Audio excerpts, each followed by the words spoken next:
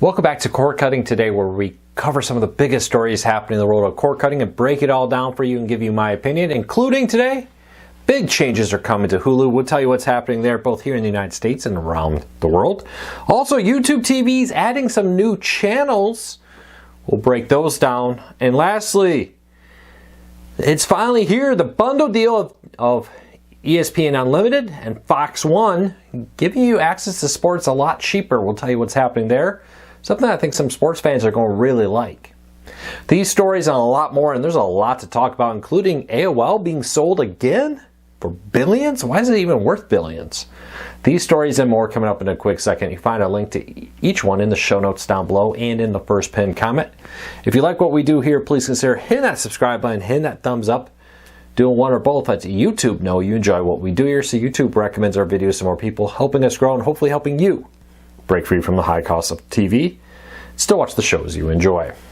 All right, Hulu is getting a little reprieve. Now, next year, Hulu as an independent standalone app is going away. Hulu will merge fully into the Disney Plus app. And exactly how that will all play out, we'll still have to get details. It'll pretty much be an add-on standalone feature there inside the Disney Plus app, but you need the Disney Plus app now to get Hulu. Now, one thing with that though is Hulu is rolling out across the world inside the Disney Plus app.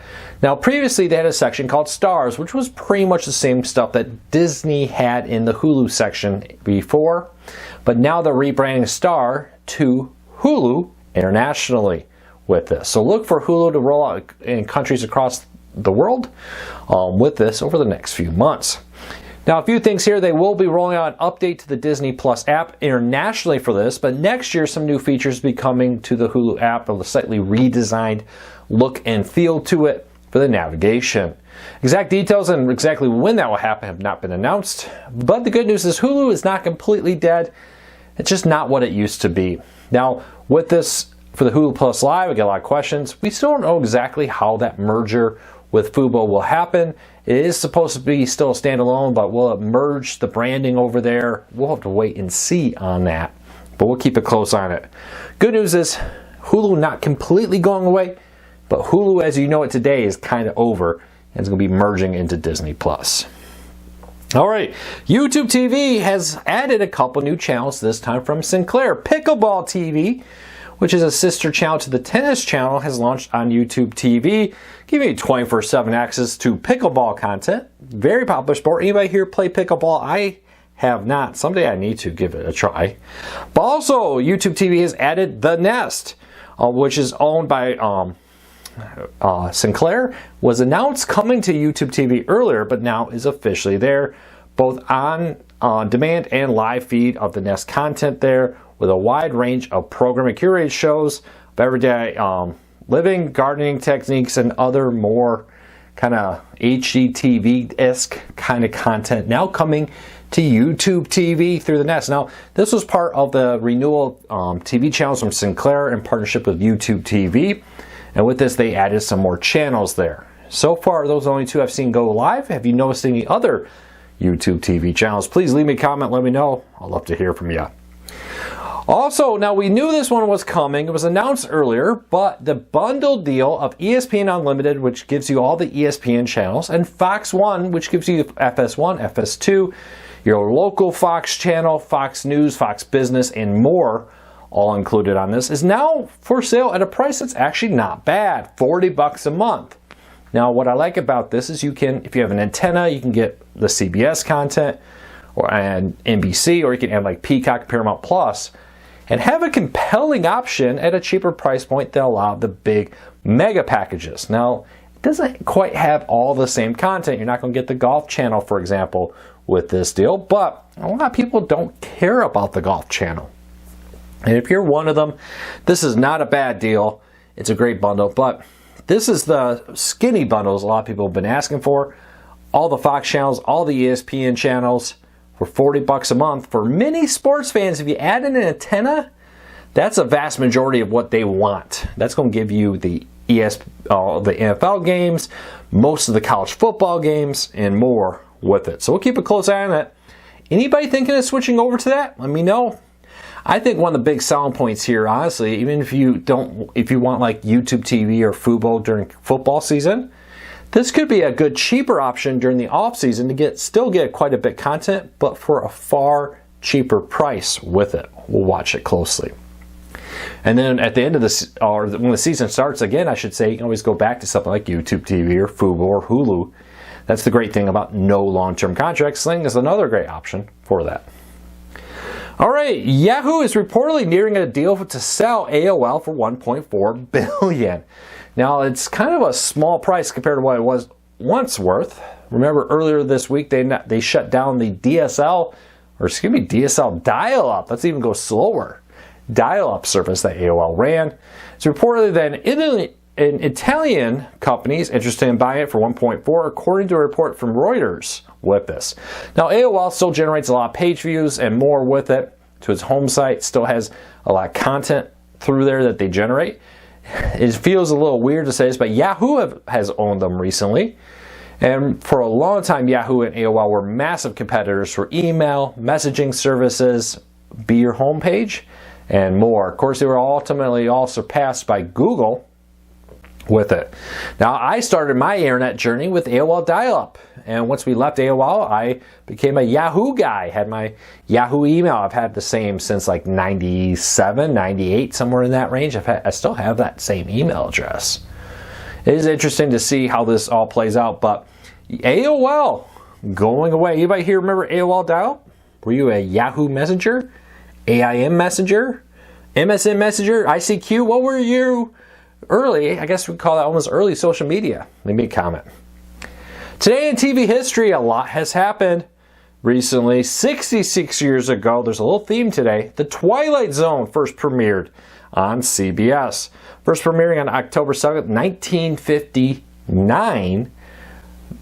The Twilight Zone, the original one, first aired, becoming a cultural phenomenon.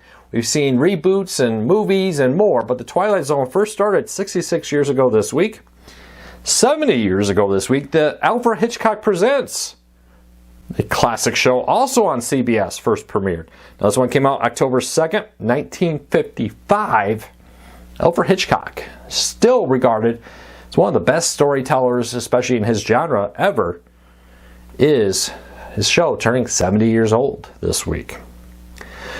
Speaking of shows, the classic shows returning for free. Reading Rainbow is coming back as a YouTube show with a new host out there, and it looks really good. Now, the originally created for PBS became a cultural touchstone for generations. I remember watching it at school. I was kind of towards the end of elementary school when this came out for me, but I very clearly remember it. Still a great show to show your kids. Well, it's coming back now on YouTube, released every week for free on their website and on YouTube. Check it out, link in the show notes if you want to learn more about it. Hey, if you're a Roku owner for a Roku TV or player, 5 new channels went live this week with it. And this includes Wicked Tuna 24/7, Chef vs. Chef by the Food Network, Chip and Jo Feels Like Home, the new home renovation show, and more have now been added. A lot of HGTV content here to Roku TVs, Roku players, and anything that uses the Roku channel. Not a bad one there. And lastly, now I admit I was a huge G4 TV fan back in the day. Absolutely love it. Was excited when the reboot happened. Disappointed by how Comcast managed that. I feel like that was a poorly managed launch. If you followed me on social media during that time, you know I repeatedly said, Comcast, give me that network. I can make it 10 times better and profitable for you. They never took me up on that offer, sadly. But Comcast, I think less than a year after they relaunched the network a few years ago, shut it down. But its content's lived on. They had it all on their YouTube channel. You could have gone and watched full episodes, videos, and more. Now Comcast has gone and completely wiped out the XPlay and Attack of the Show YouTube channels, leaving just a handful of videos on the main G4 channel, just a couple of the early videos to promote the new network. Very sad to see G4 TV be wiped from the internet. Now, what I suspect is happening here with this is that Comcast is getting prepared to spin off its cable networks from its main body. MSNBC kind of broke free. It actually thinks coming fairly soon, by the end of the year, they think it'll happen. Could happen as soon as this month. We'll see if everything gets done in time. But they've done certain things like shut down the apps that were being run for these networks and more. I think that's all a part of their plans to break free. For whatever reason, as part of that merger, they decided they needed to wipe G4 off the map. Probably because they didn't want to be generating revenue off a network that's part of the independent one. Why didn't they just transfer ownership of the YouTube channels? I don't know. Somebody probably just said, we don't want that thing. This hasn't been run in years. I think that's what's happening here from what I've been told from my sources, is that Comcast is busily behind the scenes separating themselves from their apps, their channels, and more from their cable networks as they get ready to spin those cable networks off to include things like MSNBC, CNBC, Sci-Fi, USA, and more. Now, Bravo is going to stay. Peacock is going to stay with Comcast. I think pretty much the rest of it goes away unless I miss something in that. It is a shame. G4, I think, was ahead of its time. It definitely suffered from the fact that YouTube came along and then gamers moved to YouTube. I think the reboot could have worked. I think the failure was they made it a cable channel, not a social media focused first, or YouTube, Twitch kind of focused first network. Spending too many staff, trying to build this thing big from the start instead of starting small and building up. They tried to go big right away without the support it needed to do that. So, real shame, and it's a real shame that they're just deleting it. There's so many great TV shows and videos out there that are just gone or very hard to watch. This was one that did not need to be deleted. I know maybe not a lot of people cared about it, but it's a shame when cable networks or media companies just delete their content. What does it hurt sitting there on YouTube? So media companies, even though you may not think a show or movie is important to you, stop deleting these ones. Stop making them impossible to find. What does it cost you money to leave that on YouTube? But hey, that's my rant for the day. I hope you have a fantastic day. I'll be back again tomorrow with another video. Until then, take care, be safe. I'll be back again real soon.